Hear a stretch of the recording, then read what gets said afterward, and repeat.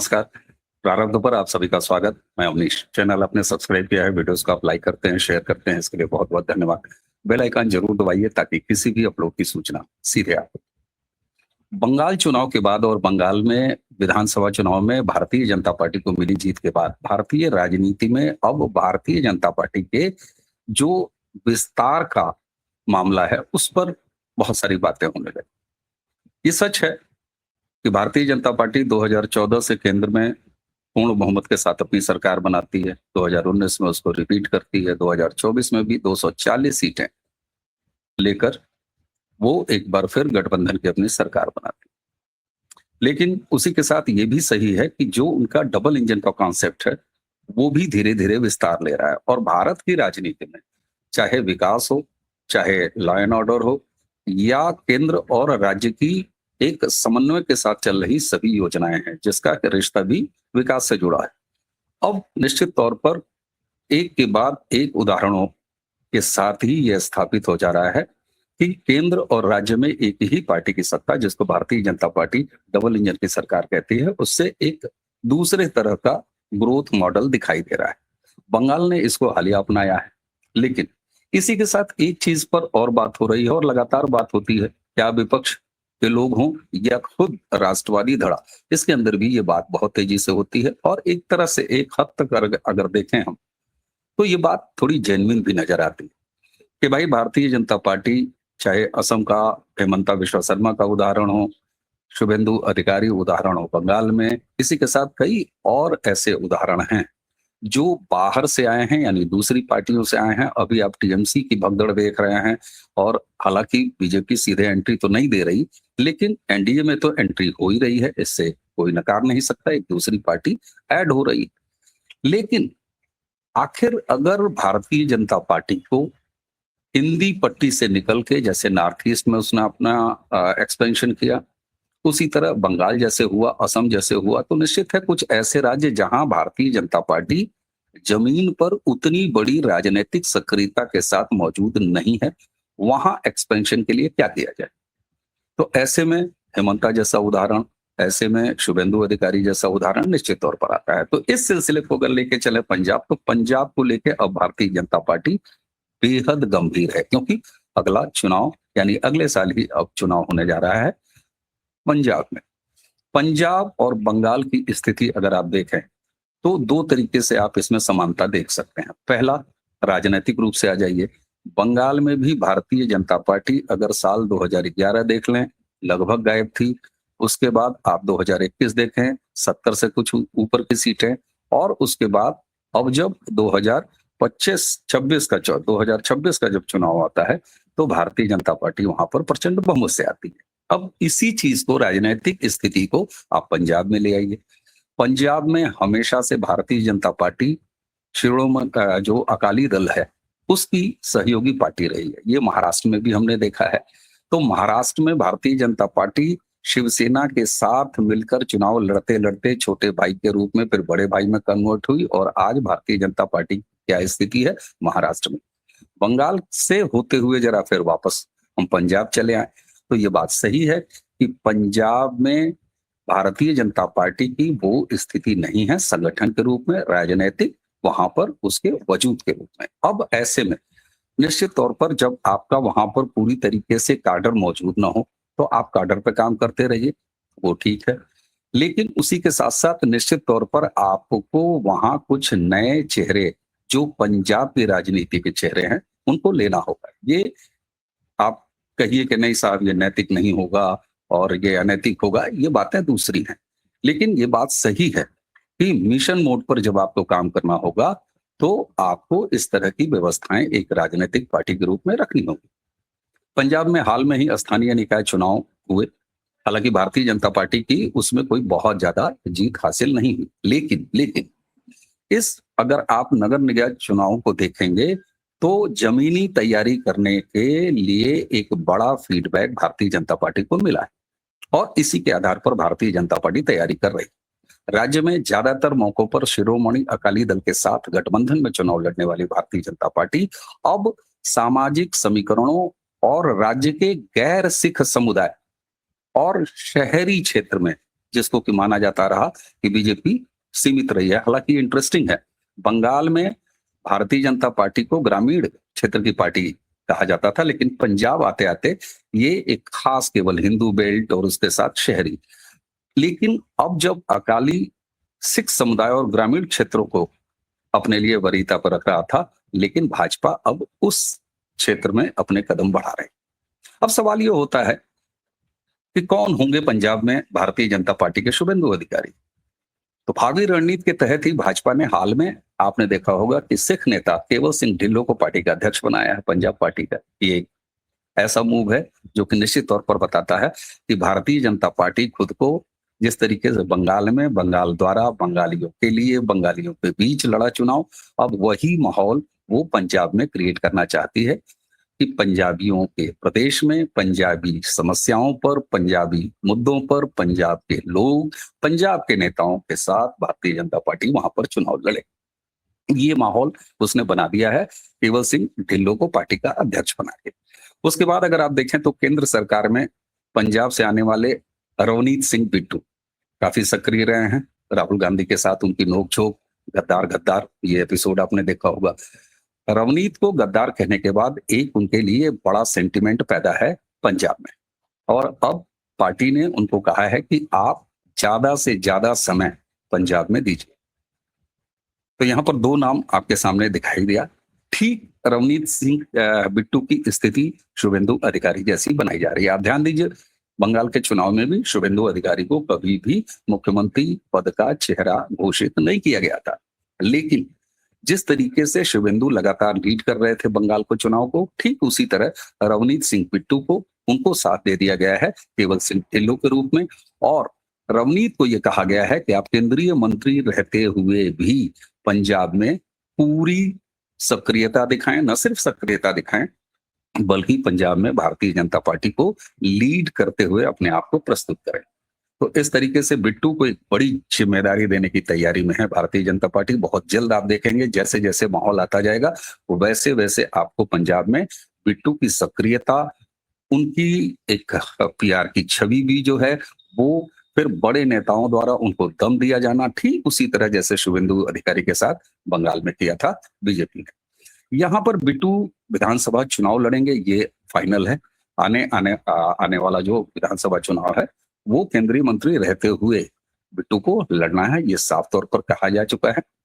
अब एक और डेवलपमेंट आप देखिए किस तरीके से जो पंजाब का हिंदू वोटर है, हिंदू वोटर को साधने के लिए जो उसका परंपरागत समर्थक रहा है हमेशा से भाजपा का, वरिष्ठ नेता आते हैं तरुण चुग, और तरुण चुग को इस बार मध्य प्रदेश से राज्यसभा में लाया गया है। तो पंजाब के लिए एक और मैसेजिंग है तरुण चुग के रूप में, जिन्हें मध्य प्रदेश से लेके आया गया है राज्यसभा में। तो ये भी दिखाता है कि किस तरीके से हर वर्ग को साधने की तैयारी में पंजाब में भारतीय जनता पार्टी ने अपनी रणनीति के तहत काम करना शुरू कर दिया है। ये निश्चित है कि पंजाब चुनाव इस बार भारतीय जनता पार्टी अपनी पूरी ताकत से लड़ने जा रही है, जबकि ये भी हकीकत है कि भारतीय जनता पार्टी को लेके एक खास वर्ग द्वारा पंजाब में एक नेगेटिव सेंटिमेंट हमेशा से पैदा किया जाता रहा है। हमने देखा है तमाम वो तस्वीरें, आप सबको याद हो फिरोजपुर जाते हुए प्रधानमंत्री, जबकि प्रधानमंत्री सिख धर्म के जितने भी त्योहार हैं, जितने भी पर्व हैं, एक उन्होंने हमेशा से अलग तरह की एक निजी श्रद्धा दिखाई है। लेकिन उसके बावजूद भी जैसा कि मैंने आपसे कहा कि पंजाब के कुछ ऐसे नकारात्मक तत्वों द्वारा निश्चित तौर पर एक ये भ्रम जरूर फैलाने का प्रयास किया गया है, लेकिन इससे भारतीय जनता पार्टी जमीन पर कैसे लड़ेगी इसकी भी योजना भाजपा ने बना रखी।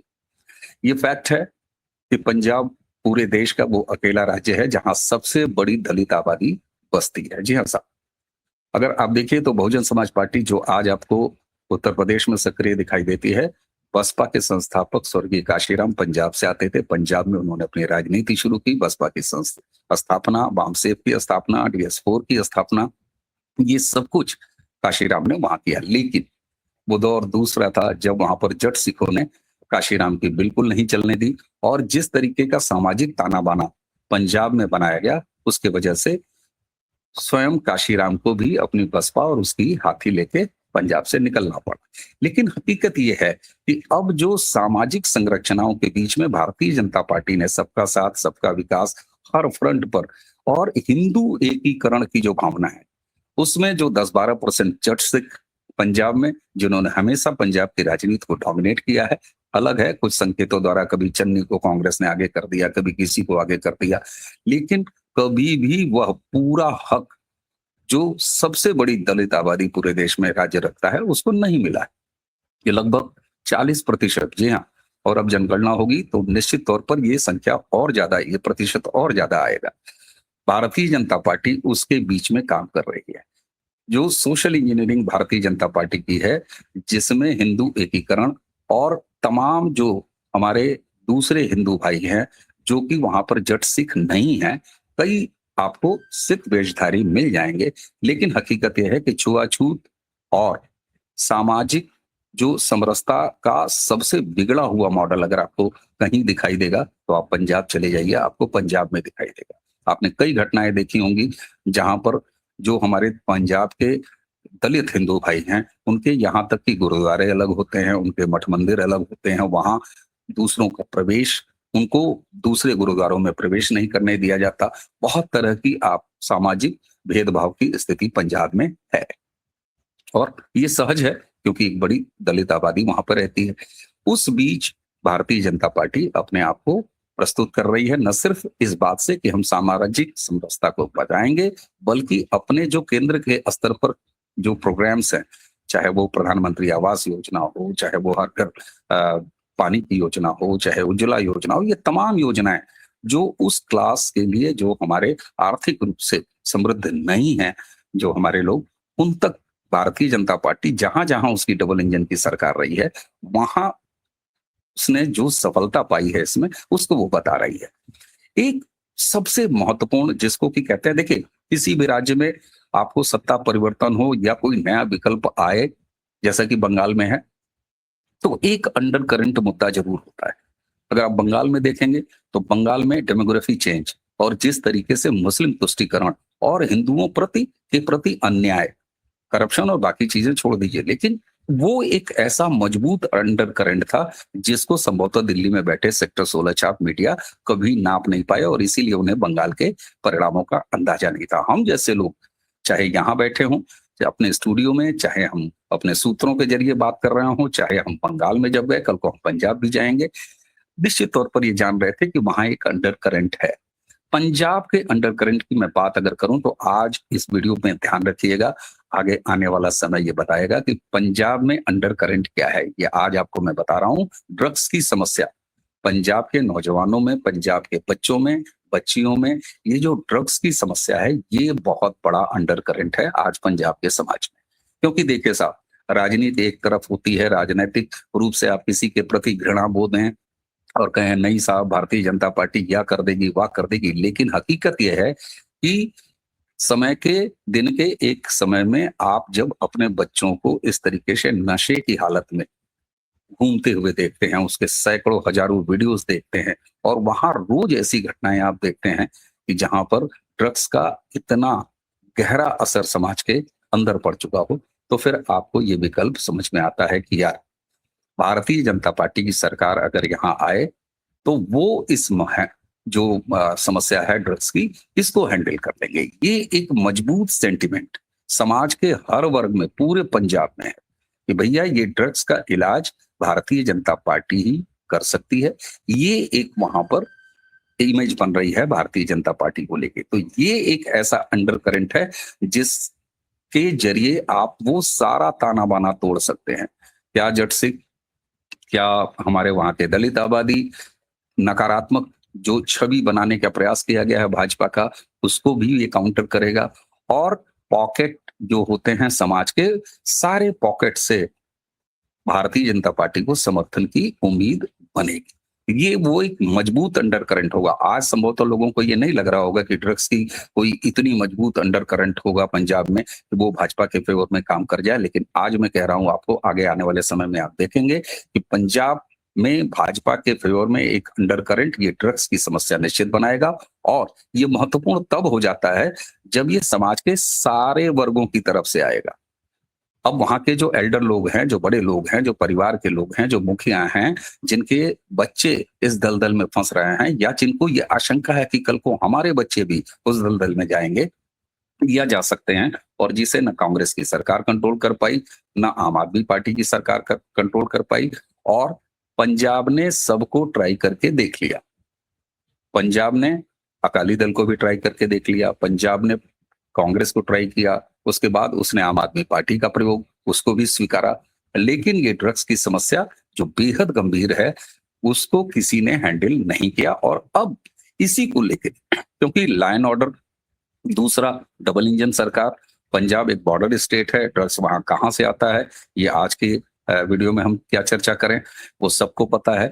तो चाहे इंटरनेशनल बॉर्डर की मुस्तैदी हो, चाहे प्रदेश के अंदर लॉ एंड ऑर्डर की मुस्तैदी हो, तस्करी हो, और उसी के साथ साथ सकारात्मक माहौल का निर्माण करने में भी भारतीय जनता पार्टी जिस तरीके से अपने डबल इंजन कॉन्सेप्ट के माध्यम से सफल रहती है, यही कुछ उम्मीद पंजाब को है।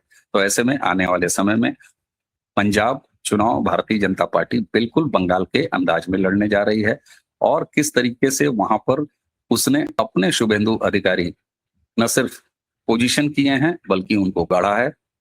पहला नाम मैंने आपको बताया, केवल सिंह ढिल्लों पार्टी अध्यक्ष बनाए गए हैं।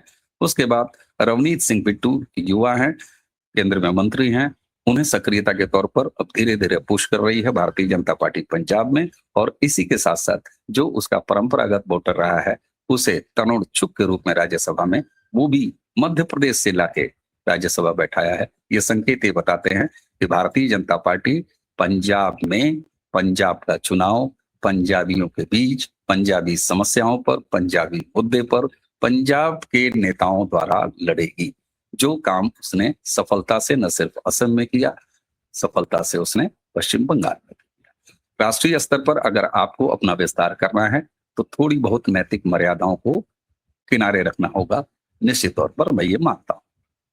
दर्शकों, अगर आपको लग रहा हो कि पंजाब के राजनीति के बारे में, अगले चुनाव वाले प्रदेश पंजाब के लोकल राजनीति के बारे में आज का ये वीडियो आपको कुछ सार्थक दे रहा हो तो इस वीडियो को आगे जरूर बढ़ाइएगा। चैनल को जिस तरीके से सब्सक्राइब करके आपने स्नेह दिया है उसके लिए बहुत बहुत धन्यवाद। बेल आइकन जरूर दबाइए, शेयर भी कीजिए, और हाँ, आज की चर्चा अब यहीं समाप्त करने का मुझे आज्ञा दीजिए। नमस्कार, प्रणाम, जय जय श्री राम।